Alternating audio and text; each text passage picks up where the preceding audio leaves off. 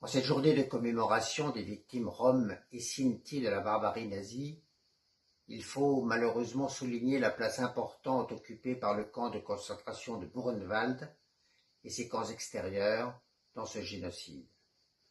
Plus de 3500 d'entre eux y ont été internés dès juin 1938 et plus tard, d'autres déportés des pays occupés par l'Allemagne nazie les ont rejoints. Aujourd'hui, un monument rappelle leur mémoire sur l'emplacement du bloc 14. Ces femmes et ces hommes ont souvent servi de cobayes pour le service de recherche eugéniste, puis pour des expérimentations humaines dans le cadre de recherche de vaccins contre le typhus exanthématique. Je pense en ce moment au jeune musicien Otto Schmidt, interné en 1938 et mort en 1942. Il avait 22 ans. Rares ont été les survivants. Quand ils ne mouraient pas sous les coups d'expériences médicales, ils étaient envoyés à Auschwitz ou dans des centres d'euthanasie, comme le Sinto Stefan Petermann, assassiné en 1941 à Sonnenstein.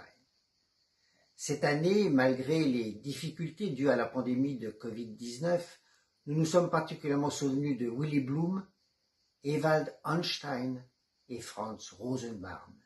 Mais je souhaite aussi évoquer Antoine Lagrenet, déporté de Belgique vers Auschwitz et, parce qu'il était jeune et fort, a été mis dans un convoi vers Buchenwald la veille du massacre du camp des familles que nous commémorons aujourd'hui. Commémorer, c'est ne pas oublier. Nous devons refuser l'oubli de la vie, du martyre, des combats des Roms et Sinti. Leurs souvenirs doivent être présents pour garder conscience que le racisme, les préjugés sociaux, la culture dévoyée des différences nationales ou culturelles, tous les réflexes d'exclusion de la communauté humaine sont des poisons dont nous devons nous débarrasser. L'humanité est une, bien qu'elle soit construite comme un puzzle dont aucune pièce n'est identique.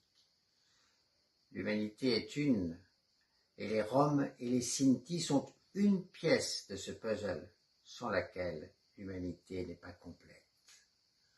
En avril 1945, les détenus de Buchenwald ont pris l'engagement de construire un monde de paix et de liberté, un puzzle dont aucune des pièces ne serait exclue.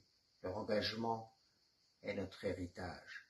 Continuer à entretenir, à encourager les réflexes d'exclusion d'une partie de notre communauté, fût-elle minoritaire, ne peut satisfaire l'espérance portée à Buchenwald par les victimes du nazisme. Aujourd'hui, 76 ans après le massacre que nous commémorons, nous travaillons ensemble à refuser les causes de ce massacre, à dénoncer ceux qui, en Europe et ailleurs, les entretiennent et continuent à leur donner une actualité dangereuse.